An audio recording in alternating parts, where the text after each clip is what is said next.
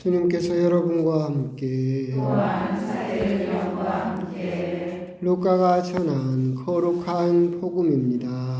주님 영광 받으소서. 그때 몇몇 사람이 성전을 두고 그것이 아름다운 돌과 자원애물로 꾸며졌다고 이야기하자 예수님께서 이르셨다. 너희가 보고 있는 저것들이 돌 하나도 다른 돌 위에 남아있지 않고 다 허물어질 때가 올 것이다. 그들이 예수님께 물었다. 스승님, 그러면 그런 일이 언제 일어나겠습니까? 또 그 일이 벌어지려고 할 때에 어떤 표징이 나타나겠습니까? 예수님께서 이르셨다. 너희는 속는 일이 없도록 조심하여라. 많은 사람이 내 이름으로 와서 내가 그리스도다, 또 때가 가까웠다 하고 말할 것이다. 그들 뒤를 따라가지 마라. 그리고 너희는 전쟁과 반란이 일어났다는 소문을 듣더라도 무서워하지 마라. 그러한 일이 반드시 먼저 벌어지겠지만 그것이 바로 끝은 아니다. 이어서 그들에게 말씀하셨다. 민족과 민족이 맞서 일어나고 나라가 맞서 일어나며 큰 지진이 발생하고 곳곳에 기근과 전염병이 생길 것이다. 그리고 하늘에서는 무서운 일들과 큰 표징들이 일어날 것이다. 주님의 말씀입니다. 그리스도님 참여합니다. 샤멘 주님. 날이 갑자기 추워졌습니다. 소설도 며칠 전에 지났는데 드디어 중부지방은 내일쯤 또 비가 온다고 하네요. 이쪽은 모르겠습니다만 그렇게 조금 어떻게 보면 너무 좀 늦어졌던 그런 눈, 겨울이 이제 조금 자리를 찾아간다라는 그런 생각도 들고 힘들긴 하겠지만 또 추울 때는 추워야 그게 맞는 일이니까 하여튼 갑자기 추워졌기 때문에 감기 조심하시고 또 늘 건강 신경 쓰시기 바랍니다.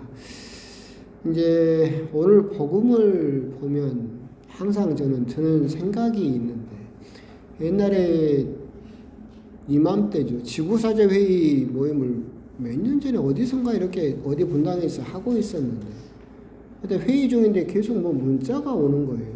문자를 봤더니 본당 청년들이 신부님 북한이 미사일 쐈대요. 곧 전쟁 날 것 같아요. 막 우리 어디로 피난 가야 돼요. 매일 이런 문자가 온 거예요.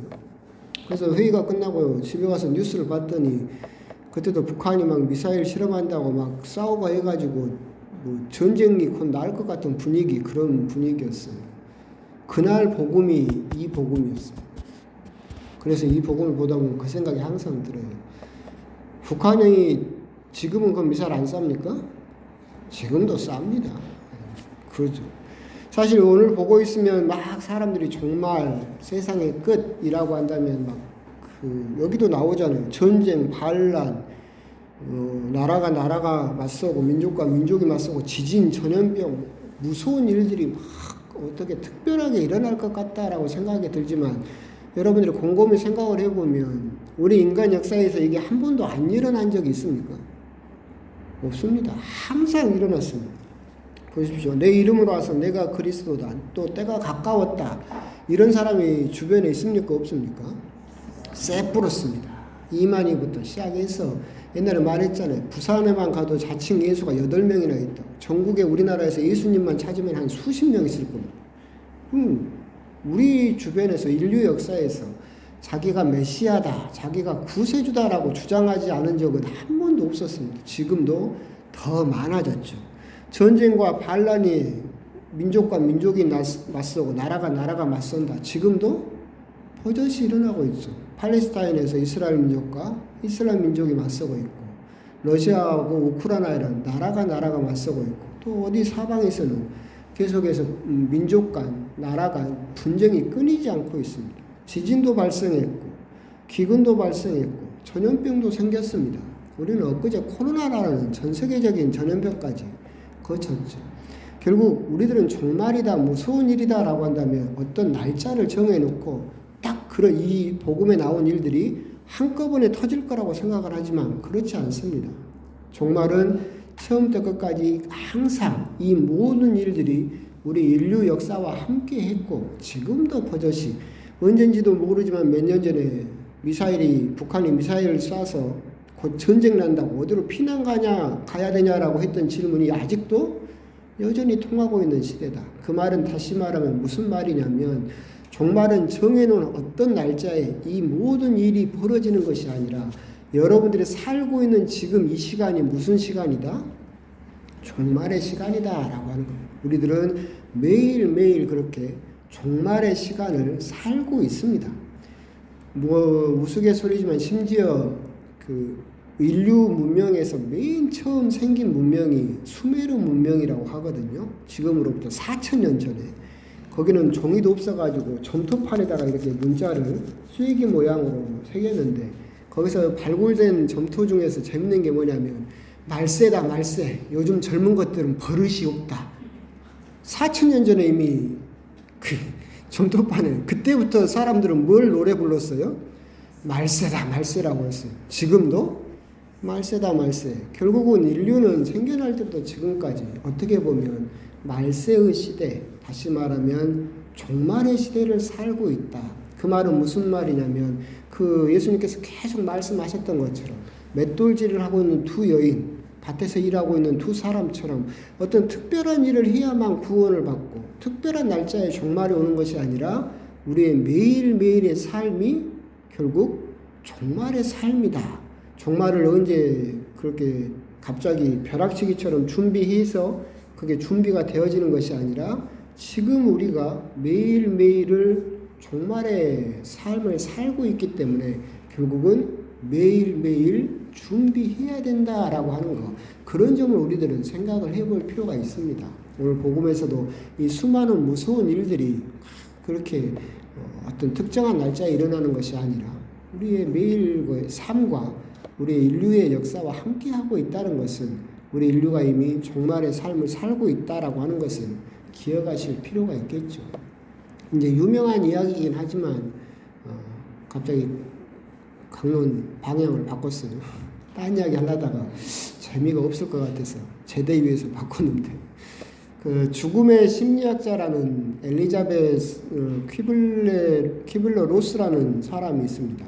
근데 이 여성 심리학자였는데 이 사람은 죽음의 심리학자라고 불린 이유가 뭐냐면 평생을 죽음만 연구했어요. 그래서 이제 이 사람이 그렇게 죽음만을 평생 연구한 이유가 뭐냐면 죽음을 마주하면 마주할수록 내 삶이 가치가 있어지고 내 지금의 삶이 감사하게 되더라 라고 해서 죽음을 끊임없이 연구를 했는데 그 사람이 이렇게 죽음을 맞이한 사람들을 봤을 때 여러분도 들어보셨을 거예요. 보통 5단계를 거친다고 그래요. 죽음을 맞이한 사람들이. 첫 번째 죽음을 맞이하는 사람들은 첫 번째 단계가 거부예요. 부인. 그러니까 무슨 말이냐면 이렇게 의사를 딱 만나러 갔는데 의사가 아이고 선생님 앞으로 3개월밖에 못 사시겠습니다. 그 말을 들으면 죽음을 마주하게 되면 첫 번째 반응이 뭐예요? 거부예요. 뭐냐면 저 의사가 뭘 잘못했다. 이건 그 진료 결과가 잘못됐다. 딴 병원 가보면 나 괜찮다고 할 거다. 나에게 닥친 죽음을 제일 첫 단계는 거부합니다. 부인합니다. 그럴 리가 없다. 이건 잘못된 거다. 그래서 다른 병원에 가서 또 검사를 했어도 결과가 똑같아요. 그럼 두 번째 반응이 일어나죠. 뭐예요? 분노예요. 내가 얼마나 하느님에게 열심히 했고 내가 얼마나 신앙생활도 열심히 했고 내가 뼈골 빠지고 얼마나 정직하게 살려고 노력했고 부지런히 살았는데 나에게 이런 병이 온다고? 그러면서 분노하기 시작하죠. 주변 사람들은 하느님에게 분노해요. 근데 아무리 분노를 해도 죽음이 없어지지 않죠. 그럼 세 번째 단계가 뭐냐면 타협이에요. 그럼 이제 하느님께 타협을 걸어요. 하느님, 낫게만 해주시면 제가 재산의 반을 떼어 바치고 낫게만 해주시면 사람들에게 봉사 열심히 하고 낫게만 해주시면 제가 정말로 열심히 살겠습니다. 하느님께 타협을 걸죠. 주변 사람들에게도 그렇게 타협을 걸어요. 타협을 걸어도 죽음이 없어지지 않죠. 그러면 그 다음 단계는 좌절이에요. 우울합니다. 그래서 만사를 포기해버려요. 에이, 될 대로 되라. 어차피 죽을 인생. 좌절해버리죠. 그 좌절을 이겨낸 사람만이 도달하는 5번째 단계가 뭐예요? 극복이에요. 승화예요. 죽기 직전에 죽음을 인정하죠. 맞이하면서 주변 사람들에게 인사를 하고 사랑하는 사람에게 사랑하다 했다라고 말을 하고 웃으면서 그래도 그 고통스러운 죽음을 감사하게 맞이하는 5단계를 거친다. 그런데 중요한 건 뭐냐면 모든 사람들이 이 마지막 단계인 승화, 극복의 단계를 이루는 것은 아니다. 어떤 사람은 죽음을 맞이하면 죽을 때까지 부정만 하다가 끝나는 사람도 있고 어떤 사람은 죽을 때까지 분노만 하다가 끝나는 사람도 있고 어떤 사람은 끝까지 좌절하고 그냥 될 대로 된 인생 어차피 죽을 몸 그렇게 하다가 죽음을 맞이하는 사람도 있더라. 근데 이 심리학자가 곰곰이 보니까 마지막 5단계까지 이르는 사람들 중 많은 사람들이 대부분의 사람들이 하느님을 믿는 사람들. 그러니까 무슨 말이냐면 하느님을 믿는 사람들만이 이런 종말에 대해서 죽음에 대해서 생각해 봤었고 자기가 그것을 계속해서 고민을 해봤기 때문에 자기 앞에 죽음이 닥쳤을 때 그 모든 단계를 거쳐서 하느님을 인정을 하고 자기 죽음을 맞이하면서 주변 사람들과 화해를 하면서 떠날 수 있더라. 결국 그 이야기는 결국 무슨 말이냐면 우리가 매일매일 종말의 삶 아까 말씀드린 바와 같이 내가 내일 죽을지도 모른다. 석 달 뒤에 죽을지도 모른다라는 것을 생각해 본 적이 없는 사람은 자기에게 죽음이 닥치면 어떻게 하겠어요? 거부하고 분노하고 좌절하고 거기서 끝나버리겠죠. 근데 우리가 매일매일의 삶이 종말의 삶이로구나 라는 것을 여러분들이 생각을 하고 의식을 하고 연습을 한다면 갑자기 나에게 죽음이 닥친다 하더라도 여러분들은 주변 사람과 화해를 하고 하느님께 감사를 드리면서 마무리를 할 수 있게 될 것이다. 어떤 죽음이 더 값어치 있느냐? 그것은 우리들은 말을 할 수 없겠지만 결국 남겨진 사람들에게 내 이름을 그리고 내 추억을 어떻게 남기고 떠날 것이냐라고 하는 것은 굉장히 다른 점이겠죠. 죽기 직전까지 분노만 하다가 죽는 사람과 죽기 직전에 손을 잡고 사랑했다라고 하면서 화해하면서 떠나는 사람과 남겨진 그 발자취는 전혀 다른 발자취가 될 것이다. 그리고 오늘 복음에서도 어떻게 보면 우리들은 옛날에 말씀드린 바와 같이 우리 민족은 죽음에 대한 이야기를 굉장히 싫어합니다. 그래서 말했잖아요. 묘지도 전부 산속에다 넣어버린다고 그러죠. 안 보고 싶어요. 그래서 우리 역시도 신앙생활을 하면서 죽음에 대해서 생각하고 싶어 하지 않아요. 하지만 우리의 믿음은 십자가가 그 근본에 있고 그 십자가에서 끝나는 것이 아니라 부활을 이야기를 하고 있다. 우리가 죽음을 두려워해서 마주보지 않으면 그 뒤에 있는 부활도 마주볼 수가 없게 된다. 결국 매일매일의 종말의 삶 우리가 묵상하는 이유는 지금 현재에 감사할 수 있으며 그리고 그 종말 뒤에 있을 부활을 우리들이 또한 기대할 수 있기 때문에 그렇다라고 하는 겁니다. 결국은 그런 부분을 우리가 생각을 하면서 사실은 이런 이야기를 하면 여러분도 별로 좀 어떻게 보면 피하고 싶은 이야기이고 저도 솔직히 뭐 이런 이야기 하고 싶겠어요. 무슨 정치 이야기나 경제 이야기 훨씬 더 쉽겠지. 근데 그런 부분 생각을 해볼 필요가 있습니다. 세상 사람들을 보고 있을 때 그런 생각이 들어요. 요즘 세상 사람들은 더 불안하고 더 폭발 직전인 것 같아요. 요즘 사람들 보면 막 건들면 다 폭발하잖아요. 무슨 걸어다니는 시한폭탄 같다. 근데 왜 그러느냐를 생각을 해보면 결국은 흔들리는 것을 믿는 사람은 흔들릴 수밖에 없어요.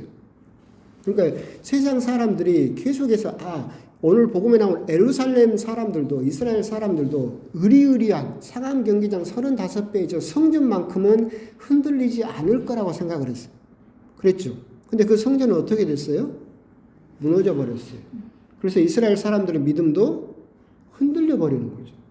요즘 사람들은 그럼 대부분 뭘 믿느냐라고 물어보면 하느님을 믿지 않은 많은 사람들도 안 믿는 사람은 없어요. 다 뭔가는 다 믿어요. 오죽하면 정 믿을 게 없으면 자기 자신을 믿다가 우리 또 형제님들은 정 믿을 게 없으면 내 주먹을 믿는다고 그러잖아요. 하여튼 사람은 살면서 무언가는 반드시 믿으면서 살 수밖에 없어요. 그런데 그 믿는 것이 흔들리는 것을 믿어버리면 우리들은 그렇게 생각을 하잖아요. 아, 저 돈을 많이 벌면 돈 많은 나를 배신하지 않을 것이다. 돈은 흔들리지 않을 것이다. 아, 내가 저 부동산만 가지면, 내가 저 비트코인만 가지면, 내가 서울대학만 나오면 하면서 우리들은 너무나 많은 것을 그것만은 내가 저것을 가지면 저것은 흔들리지 않을 것이다. 마치 이스라엘 사람들이 그 성전을 보면서 믿었던 것처럼. 하지만 그런 것들이 흔들리지 않을까요? 다 흔들립니다. 돈도 흔들리고 아파트도 흔들릴 것이고 비트코인도 맨날 흔들리고 서울대학도 흔들리고 세상에서 흔들리는 것을 믿으면 믿을수록 우리들은 더 흔들릴 수밖에 없다. 흔들릴수록 우리들은 더 불안해지고 그렇기 때문에 시한폭탄이 될 수밖에 없을 것이다. 오늘 복음에서 저 성전만은 흔들리지 않을 것이다 라고 믿었지만 그 믿음이 배신당해버린 이스라엘 사람들과 우리 역시도 내가 믿는 것이 여러분들 하느님을 믿는 사람이기 때문에 거기에 해당되지 않겠지만 정말 많은 사람들이 흔들리는 것을 믿으면서 흔들리지 않기를 바라는 거짓된 믿음을 가지고 있기 때문에 정말로 그렇게 불안한 세상이 계속해서 이어지고 있는 것이 아닐까. 그런 면에서 생각을 했을 때 여러분들은 과연 그러지 않겠지만 과연 흔들리지 않는 하느님을 온전하게 믿고 있느냐, 아니면 하느님과 더불어서 또 다른 흔들리는 것에 많이 의지하면서 그것을 또 믿고 있는 것은 아닌가. 그렇다면 우리 역시도 똑같이 흔들릴 수밖에 없다라고 하는 점, 그런 점도 한번 곰곰이 또 생각을 해보시면